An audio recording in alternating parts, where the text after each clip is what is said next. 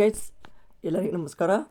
ಇವತ್ತಿನ ಈ ಒಂದು ವಿಡಿಯೋದಲ್ಲಿ ಪ್ರಿವಿಯಸ್ ಇಯರ್ ಎಕ್ಸಾಮ್ಗಳಲ್ಲಿ ಕೇಳಲಾದಂಥ ಸಾಮಾನ್ಯ ಕನ್ನಡದ ಒಂದು ಪ್ರಶ್ನೋತ್ತರಗಳನ್ನು ನಾವಿಲ್ಲಿ ಅಧ್ಯಯನ ಮಾಡೋಣ. ಸೊ ಈ ಒಂದು ಪ್ರಶ್ನೆಗಳು ಮುಂಬರುವ village administrative officer, FDA, SDA, PDO, group C ಮತ್ತು ಇನ್ನಿತರೆ ಈ KPC KA ಕಂಡಕ್ಟ್ ಮಾಡುವಂಥ ಸ್ಪರ್ಧಾತ್ಮಕ ಪರೀಕ್ಷೆಗಳಲ್ಲಿ ರಿಪೀಟ್ ಆಗುವ ಸಾಧ್ಯತೆ ಇರುತ್ತೆ. ಸೊ ಆದ್ದರಿಂದ ದಯವಿಟ್ಟು ಈ ಒಂದು ಪ್ರಿವಿಯಸ್ ಇಯರ್ ಕ್ವಶನ್ಸ್ಗಳನ್ನು ಅಟ್ಲೀಸ್ಟ್ ಒನ್ ಟೈಮ್ ಆದರೂ ರಿವೈಸ್ ಮಾಡ್ಕೊಳ್ಳಿ. ಓಕೆ, ಇದರಿಂದ ನಿಮ್ಗೆ ಒಂದು ಪರ್ಫೆಕ್ಟ್ ಒಂದು ನಿಮ್ಮ ಕಾನ್ಫಿಡೆನ್ಸ್ ಬರುತ್ತೆ ಮತ್ತು ನಿಮ್ಮದು ಈ ವ್ಯಾಕರಣ ಆಗಲಿ ಮತ್ತು ಸಾಹಿತ್ಯ ಆಗಲಿ ಒಟ್ಟಾರೆಯಾಗಿ ಕನ್ನಡ ಭಾಷೆಯ ಒಂದು ಸಿಲೆಬಸ್ ನಿಮಗೆ ಸಂಪೂರ್ಣ ರಿವಿಷನ್ ಆಗುತ್ತೆ ಮತ್ತು ಪರ್ಫೆಕ್ಟ್ ಆಗುತ್ತೆ. ಓಕೆ, ಇಲ್ಲಿ ಫಸ್ಟ್ ಕ್ವಶನ್ ನೋಡಿ. ಇದನ್ನು KPSC FDAಯಲ್ಲಿ ಕೇಳಿದ್ದಾರೆ. ತಲೆನೋವು ಈ ಒಂದು ಪದ ಯಾವ ಸಮಾಸಕ್ಕೆ ಉದಾಹರಣೆ? ಇದನ್ನು ಹೇಗೆ ಬರಿತೀವಿ ನಾವು? ತಲೆಯಲ್ಲಿ ಪ್ಲಸ್ ನೋವು, ತಲೆಯಲ್ಲಿ ಪ್ಲಸ್ ನೋವು, ತಲೆನೋವು. ಪೂರ್ವ ಪದವು ವಿಭಕ್ತಿ ಪ್ರತ್ಯಯ ಅಂತವಾಗಿದ್ದು ಉತ್ತರ ಪದದ ಅರ್ಥವು ಪ್ರಧಾನವಾಗಿ ಉಳ್ಳ ಸಮಾಸವೇ ತತ್ಪುರುಷ ಸಮಾಸ. ಅರ್ಥ ಆಯ್ತಾ? ಪೂರ್ವ ಪದ ವಿಭಕ್ತಿ ಪ್ರತ್ಯಯ ಅಂತ ಯಾವುದಪ್ಪ ಇಲ್ಲಿ? ಅಲ್ಲಿ. ಓಕೆ, ಸೊ ಇದನ್ನು ನಾವೇನಂತ ಅನ್ಬೋದು? ಸಪ್ತಮಿ ತತ್ಪುರುಷ ಸಮಾಸ ಅಂತಲೂ ಕರಿಬೋದು. ಸೊ ಬಟ್ ಈ ಉತ್ತರ ಪದದ ಅರ್ಥನೇ ಪ್ರಧಾನವಾಗಿ ಇರುತ್ತೆ, ಅದಕ್ಕೆ ಅದನ್ನು ನಾವೇನಂತೀವಿ? ತತ್ಪುರುಷ ಸಮಾಸ ಅಂತೀವಿ. ಓಕೆ, ನೆಕ್ಸ್ಟ್ ಹೆಣ್ಣು ಮಗು ಪದದಲ್ಲಿರುವ ಸಮಾಸ ಯಾವುದು? ಹೆಣ್ಣಾದ ಪ್ಲಸ್ ಮಗು, ಹೆಣ್ಣಾದ ಪ್ಲಸ್ ಮಗು, ಹೆಣ್ಣು ಮಗು. ಪೂರ್ವ ಪದವು ವಿಶೇಷಣವಾಗಿಯೂ ನೋಡಿ, ಈ ಒಂದು ಪೂರ್ವ ಪದವು ವಿಶೇಷಣವಾಗಿಯೂ ಅಥವಾ ಅವುಗಳ ಒಂದು ಗುಣ ಆಗಿದ್ದು ಉತ್ತರ ಪದವು ವಿಶೇಷವಾಗಿಯೂ ಅಂದರೆ ಇದು ನಾಮಪದ ಇರುವ ಸಮಾಸಕ್ಕೆ ಏನಂತ ಅಂತೀವಿ ನಾವು? ಕರ್ಮಧಾರೆಯ ಸಮಾಸ. ಹೆಣ್ಣು ಮಗು, ಹೆಣ್ಣಾದ ಪ್ಲಸ್ ಮಗು, ಹೆಣ್ಣು ಮಗು. ಅಂದ್ರೆ ಇದು ಹೆಣ್ಣಾದ ವಿಶೇಷಣ ಅಂದ್ರೆ ಒಂದು ವಸ್ತುವನ್ನು ಹೊಗಳೋದು, ಗುಣವಾಚಿ ಅಂತೀವಿ ಅದಕ್ಕೆ. ವಿಶೇಷ ಅಂದ್ರೆ ನೋಡಿ, ನೆನ್ಪಿಟ್ಕೊಳ್ಳಿ, ವಿಶೇಷ ಇದು ವಿಶೇಷಣ.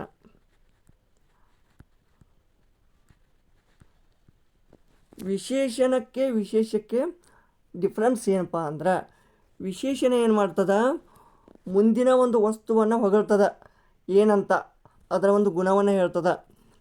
ವಿಶೇಷಣ ಇದು. ಹೆಣ್ಣಾದ ಮಗು ಎಂಥದಪ್ಪ? ಯಾವುದು? ಹೆಣ್ಣು. ಅದು ವಿಶೇಷ ಅಂದ್ರೆ ಏನು? ಯಾವ ಒಂದು ವಸ್ತು ಹೊಗಳ್ಕೊಳ್ತದ, ತನ್ನ ಗುಣಗಾನವನ್ನು ಮಾಡ್ಕೊಳ್ತದ. ನಾರ್ಮಲಾಗಿ ನಾಮಪದ ಇರುತ್ತದು. ಸೊ ಮಗು ಏನು ಅನ್ಕೋತದ? ನಾನು ಹೆಣ್ಣದೀನಿ, ನಾನು ಗಂಡಿದ್ದೀನಿ ಅಂದರೆ ವಿಶೇಷ. ಓಕೆ, ಸೊ ಇದಕ್ಕೆ ಕರ್ಮಧಾರೆಯ ಸಮಾಸ. ನೆಕ್ಸ್ಟ್ ನೋಡಿ, ಮೂರ್ಲೋಕ ಪದವು ಯಾವ ಸಮಾಸಕ್ಕೆ ಸೇರಿದೆ? ಮೂರು ಪ್ಲಸ್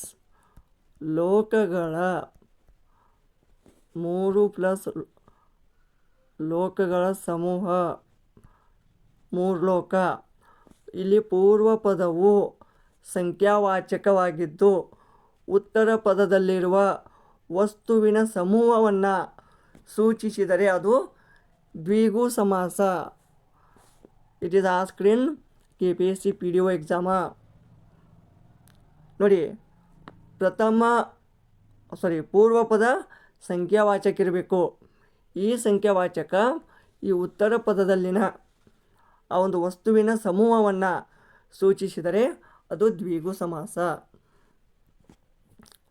ಕೈಕಾಲುಗಳು, ಕೈಯು ಪ್ಲಸ್ ಕಾಲು,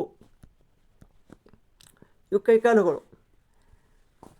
ಎರಡು ಅಥವಾ ಎರಡಕ್ಕಿಂತ ಹೆಚ್ಚು ನಾಮಪದಗಳು, ಎಳ ನಾಮಪದ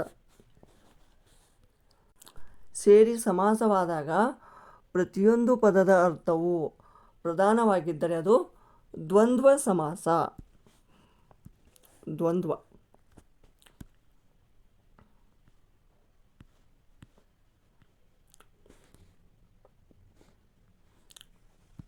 ಮುಂಗೈ ಪದವು ಯಾವ ಸಮಾಸಕ್ಕೆ ಉದಾಹರಣೆಯಾಗಿದೆ? ಸೊ ಇದು ವೆರಿ ವೆರಿ ಇಂಪಾರ್ಟೆಂಟ್. ಇದನ್ನು ಯಾವ ರೀತಿ ಬಿಡಿಸಿ ಬರೀತೀರಾ? ಕೈಯ ಪ್ಲಸ್ ಮುಂಭಾಗ,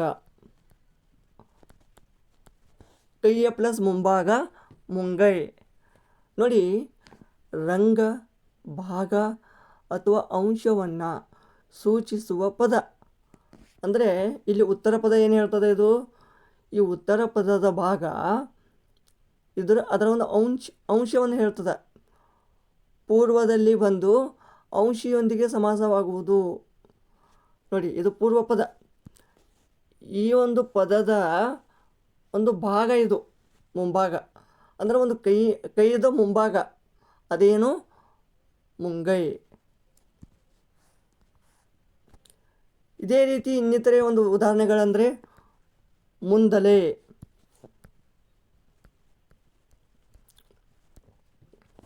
ಅಥವಾ ತುದಿ ನಾಲಿಗೆ, ನಾಲಿಗೆಯ ಪ್ಲಸ್ ತುದಿ. ಓಕೆ, ಸೊ ಇವೆಲ್ಲ ಅಂಶ ಸಮಾಸ ಆಗ್ತವೆ KPCSDಯಲ್ಲಿ. ನೆಕ್ಸ್ಟ್ ಮಾತುಗಂಟ. ಮಾತುಗಂಟ ಸಮಾಸದಲ್ಲಿರುವ ಪದಗಳ ಅರ್ಥಕ್ಕಿಂತ ಬೇರೊಂದು ಮೂರನೇ ವ್ಯಕ್ತಿ ಅಥವಾ ಒಂದು ವಸ್ತುವಿನ ಅರ್ಥವನ್ನು ಪ್ರಧಾನವಾಗಿ ಬಂದರೆ ಅದಕ್ಕೆ ಏನಂತೀವಿ ನಾವು? ಬಹುವ್ರೀಹಿ ಸಮಾಸ. ಹೇಗೆ ಅಂದ್ರೆ ಸಾಕಷ್ಟು ಮಾತಾಡವ, ಅದಕ್ಕೆ ನಾವು ಏನಂತೀವಿ? ಮಾತುಗಂಟ. ಓಕೆ, ಸೊ ಅದು ಬಹುವ್ರೀಹಿ ಸಮಾಸ ಆಗ್ತದೆ. ನೆಕ್ಸ್ಟ್ ಆಕಲ್ಲು. ಇದು ಯಾವ ಸಮಾಸಕ್ಕೆ ಉದಾಹರಣೆ? ಆ ಪ್ಲಸ್ ಕಲ್ಲು, ಆ ಕಲ್ಲು. ನೋಡಿ, ಆ ಪ್ಲಸ್ ಕಲ್ಲು, ಆ ಕಲ್ಲು. ಇಲ್ಲಿ ಏನಾದರೂ ಚೇಂಜಸ್ ಆಗಿದೆಯಪ್ಪ? ಏನು ಚೇಂಜಸ್ ಆಗಿದೆ? ಏನೂ ಇಲ್ಲ. ಸರ್ವನಾಮ ಅಥವಾ ಕೃದಂತಗಳು, ಸರ್ವನಾಮ ಅಥವಾ ಕೃದಂತಗಳು ಪೂರ್ವ ಪದವಾಗಿದ್ದು ನಾಮಪದವು ಉತ್ತರ ಪದವಾಗಿದ್ದು ಆಗುವ ಸಮಾಸವನ್ನು ಗಮಕ್ ಸಮಾಸ ಅಂತೀವಿ. ಗಮಕ್. ನೆಕ್ಸ್ಟ್ ಕೈ ಮಾಡು ಪದದಲ್ಲಿರುವ ಸಮಾಸ ಯಾವುದು? ಕೈ ಮಾಡು, ಕೈಯನ್ನು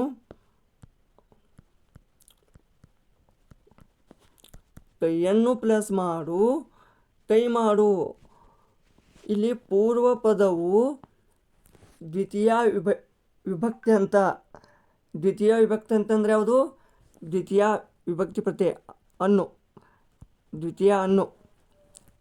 ಇದು ನಾಮಪದವಾಗಿದ್ದು ಉತ್ತರ ಪದವು ಕ್ರಿಯಾಪದವಾಗಿದ್ದರೆ, ನೋಡಿ ಮಾಡು ಇದು ಕ್ರಿಯಾಪದ, ಇದಕ್ಕೇನಂತೀವಿ ನಾವು? ಕ್ರಿಯಾ ಸಮಾಸ. ರಕ್ತನೇತ್ರ ಪದವು ಯಾವ ಸಮಾಸಕ್ಕೆ ಸೇರುತ್ತದೆ? KPCFDಯಲ್ಲಿ ರಕ್ತವರ್ಣದ ನೇತ್ರವನ್ನು ಹೊಂದಿರುವವನು ಅವನು ರಕ್ತನೇತ್ರ. ನೋಡಿ, ರಕ್ತವರ್ಣದ, ರಕ್ತ ಅಂತದ ಒಂದು ಬಣ್ಣವನ್ನು, ರಕ್ತ ಬಣ್ಣದ ಒಂದು ಕಣ್ಣನ್ನು ಉಳ್ಳವನು ಅಥವಾ ನೇತ್ರವನ್ನು ಉಳ್ಳವನು ಯಾವನೋ ಅವನು ರಕ್ತನೇತ್ರ. ಏನಾಗತ್ತ? ಬಹುವ್ರೀಹಿ ಸಮಾಸ.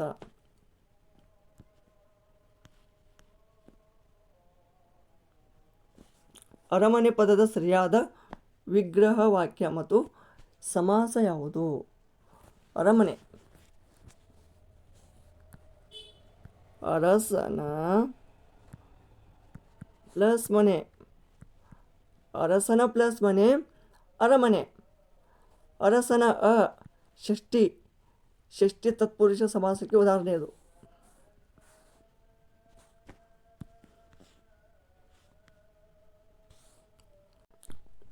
ನೆಕ್ಸ್ಟ್ ಪಂಚೇಂದ್ರಿಯ, ಈ ಒಂದು ಪದವು ಯಾವ ಸಮಾಸಕ್ಕೆ ಸೇರಿದೆ ನೋಡಿ. ಪಂಚ 5 ಪ್ಲಸ್ ಇಂದ್ರಿಯಗಳ ಸಮೂಹ. ಪೂರ್ವಪದ ಏನದ? ಪಂಚ. ಇದು ಸಂಖ್ಯಾವಾಚಕದ, ಅದಕ್ಕೆ ಇದು ದ್ವಿಗು ಸಮಾಸ KPSC ಗ್ರೂಪ್ ಸಿಯಲ್ಲಿ. ನೆಕ್ಸ್ಟ್ ತನು ಮನ ಧನಗಳ, ಇದು ಯಾವ ಸಮಾಸ? KPSC SDಯಲ್ಲಿ ತನುವು ಪ್ಲಸ್ ಮನವು ಪ್ಲಸ್ ಧನವು, ಅಂದರೆ ಎಲ್ಲ ಪದಗಳ ಅರ್ಥ ಪ್ರಧಾನವಾಗಿದೆ ಇಲ್ಲಿ. ತನುವು ಪ್ಲಸ್ ಮನುವು ಪ್ಲಸ್ ಧನುವು, ಇದು ತನು ಮನು ಮನ ಧನಗಳು, ಇದು ದ್ವಂದ್ವ ಸಮಾಸ ಆಗುತ್ತೆ. ಇದಕ್ಕೆ ಇನ್ನೊಂದು ಉದಾಹರಣೆ ಗಿಡ ಮರಗಳು. ಗಿಡವು ಪ್ಲಸ್ ಮರವು ಈಕ್ವಲ್ ಟು ಗಿಡ ಮರಗಳು. ಇದೇನು? ಇದು ಕೂಡ ದ್ವಂದ್ವ ಸಮಾಸ. ಈ ರೀತಿ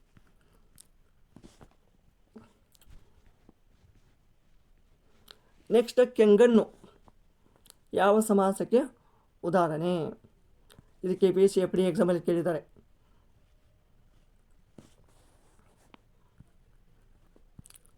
ಕೆಂಪಾದ ಪ್ಲಸ್ ಕಣ್ಣು,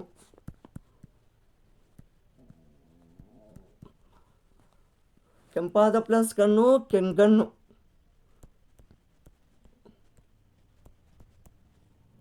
ನೋಡಿ, ಎಂಥ ಕಣ್ಣು? ಕೆಂಪಾದ. ಅಂದರೆ ಈ ಒಂದು ನಾಮಪದದ ಬಗ್ಗೆ ಇದು ವಿಶ್ಲೇಷಣೆ ಮಾಡ್ತದೆ. ಓಕೆ, ಇದು ವಿಶೇಷ್ಯ, ಇದು ವಿಶೇಷಣ. ಹೀಗಿದ್ರೆ ಇದು ಕರ್ಮಧಾರೆಯ ಸಮಾಸ. ನೆಕ್ಸ್ಟು ಹಿಂಗಾಲು, ಇದು ಯಾವ ಸಮಾಸಕ್ಕೆ ಉದಾಹರಣೆ? ಕಾಲಿನ ಪ್ಲಸ್ ಹಿಂಭಾಗ.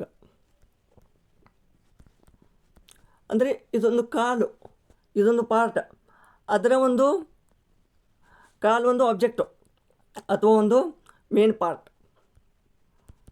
ಅದರದ ಒಂದು ಭಾಗ ಇದು ಹಿಂಭಾಗ, ಅದಕ್ಕೆ ಹಿಂಗಾಲು ಅಂತೀವಿ. ಕಾಲಿನ ಒಂದು ಭಾಗವನ್ನು ಅಥವಾ ಅಂಶವನ್ನು ಸೂಚಿಸ್ತದೆ, ಅದಕ್ಕೆ ಇದು ಅಂಶಿ ಸಮಾಸ.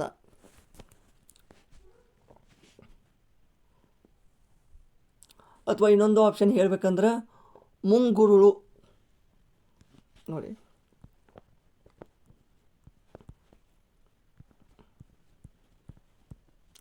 ಮುಂಗುರುಳು, ಗುರುಳಿನ ಪ್ಲಸ್ ಮುಂಭಾಗ, ಅಥವಾ ಗುರುಳಿನ ಅಂದ್ರೇನು? ಕೂದಲಿನ ಪ್ಲಸ್ ಮುಂಭಾಗ, ಮುಂಗುರುಳು. ಇದೇನಾಗತ್ತೆ? ಅಂಶಿ ಸಮಾಸ ಇದು ಕೂಡ. ನೆಕ್ಸ್ಟ್ ಒಮ್ಮನಸು, ಇದು ಯಾವ ಸಮಾಸಕ್ಕೆ ಉದಾಹರಣೆ? ಒಂದಾದ ಪ್ಲಸ್ ಮನಸ್ಸು. ಒಂದಾದ ಪ್ಲಸ್ ಮನಸ್ಸು ಒಬ್ಬನಸು, ಇದು ವಿಶೇಷಣ, ಇದು ವಿಶೇಷ್ಯ. ಈ ಮನಸ್ಸಿನ ಬದ್ದಲ ಹೇಳ್ತದೆ ಇದು ಏನಂತ? ಒಂದಾದ ಮನಸ್ಸು. ಸೊ ಅದಕ್ಕೆ ಇದು ಕರ್ಮಧಾರೆಯ ಸಮಾಸ. ವಿಶೇಷಣ ಮತ್ತು ವಿಶೇಷ ಕೂಡಿ ಆಗುವ ಸಮಾಸವೇ ಕರ್ಮಧಾರೆಯ ಸಮಾಸ. ಕಣ್ಣೀರು ಪದವು ಯಾವ ಸಮಾಸಕ್ಕೆ ಸೇರುತ್ತದೆ? KPSC SDಯಲ್ಲಿ. ಓಕೆ, ಕಣ್ಣಿನ ಪ್ಲಸ್ ನೀರು.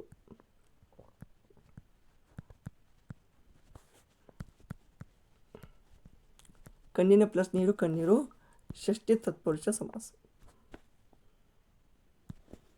ನೆಕ್ಸ್ಟ್ ನಾಲ್ವಡಿ, ಇದು ಯಾವ ಸಮಾಸಕ್ಕೆ ಉದಾಹರಣೆ? ನೋಡಿ, ಇದು ಯಾವುದಾಗುತ್ತಾ? ದ್ವಿಗು ಸಮಾಸ ಆಗುತ್ತೆ.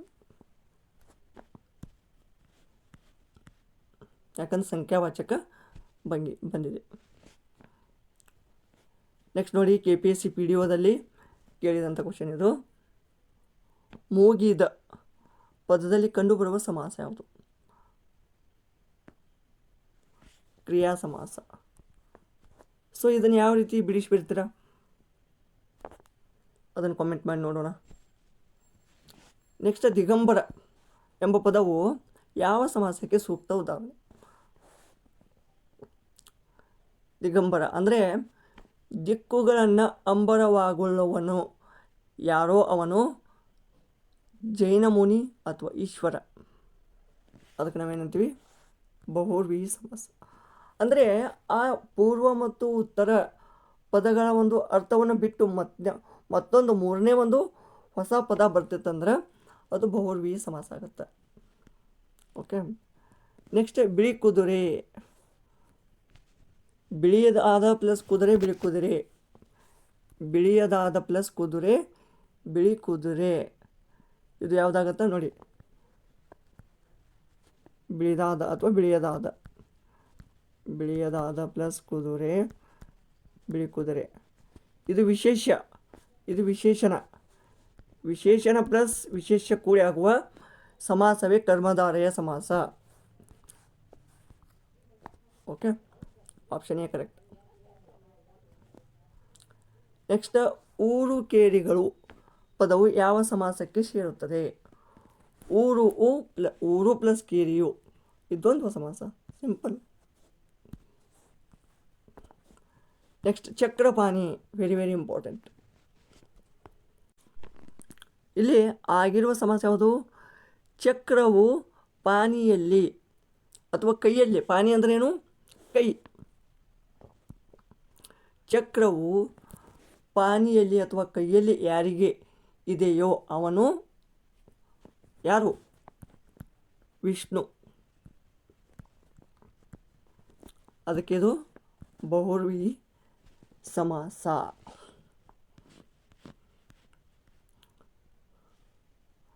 ನಡುಹಗಲು ನೋಡಿ, ಹಗಲಿನ ಒಂದು ಅಂಶವನ್ನು, ಪಾರ್ಟನ್ನು ಹೇಳ್ತಾ ಇದೆ, ಭಾಗವನ್ನು ಹೇಳ್ತಾ ಅದ. ಅಂದರೆ ಇದು ಏನಾಗತ್ತೆ? ಅಂಶೀಯ ಸಮಾಸ. ಈರುಳಿನ ಯಾವುದಿದು? ಈರುಳಲ್ಲ, ಹಗಲು. ಹಗಲಿನ ಪ್ಲಸ್ ನಡುಭಾಗ, ಇದು ಅಂಶಿ ಸಮಾಸ.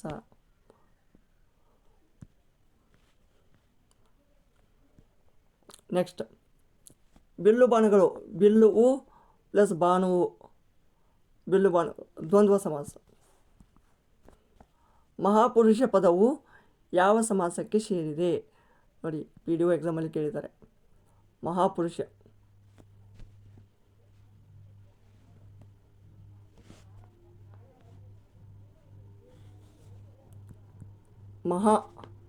ಮಹಾನ್ ಅಥವಾ ಮಹಾಪುರುಷ. ಸೊ ಮಹಾನ್ ಪ್ಲಸ್ ಪುರುಷ, ಮಹಾಪುರುಷ. ಪುರುಷ ಅಂತವ ಮಹಾನದನ, ಮಹತ್ತಾದ. ಮಹತ್ತಾದ ಪ್ಲಸ್ ಪುರುಷ ಅಥವಾ ಮಹಾನ್ ಅಥವಾ ಪುರುಷ. ಸೊ ಏನಾಗುತ್ತೆ ಇಲ್ಲಿ? ಕರ್ಮಧಾರಯ ಸಮಾಸ. ಲೆಟ್ಸ್ ಎಕ್ಸಾಂಪಲ್ ಇನ್ನೊಂದು ಮಹಾವೃಕ್ಷ ಅಂತ ತಗೊಳ್ಳಿ. ಮಹಾವೃಕ್ಷ,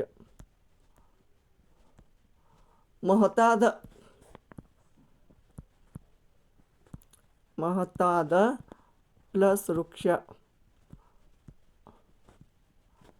ಮಹಾವೃಕ್ಷ. ಇದೇನಾಗತ್ತಾ? ವೃಕ್ಷದ ಬದಲು ಹೇಳ್ತದೆ. ವಿಶೇಷಣ ಪ್ಲಸ್ ವಿಶೇಷ ಕೂಡಿ ಆಗುವ ಸಮಾಸವೇ ಕರ್ಮಧಾರಯ ಸಮಾಸ. ಓಕೆ. ಸೊ ಇವಿಷ್ಟು ಈ ಒಂದು ಸಮಾಸಗಳ ಮೇಲಿನ ಈ ಒಂದು ವಿವಿಧ ಪರೀಕ್ಷೆಗಳಲ್ಲಿ ಕೇಳಿದಂಥ ಪ್ರಶ್ನೆಗಳಾಗಿದ್ದವು. ಸೊ ಈ ಒಂದು ವಿಡಿಯೋ ಇಷ್ಟವಾದಲ್ಲಿ ಲೈಕ್ ಮಾಡಿ, ಕಮೆಂಟ್ ಮಾಡಿ, ಹಾಗೂ ತಪ್ಪದೇ ಸಬ್ಸ್ಕ್ರೈಬ್ ಮಾಡಿಕೊಳ್ಳಿ. ಧನ್ಯವಾದಗಳು.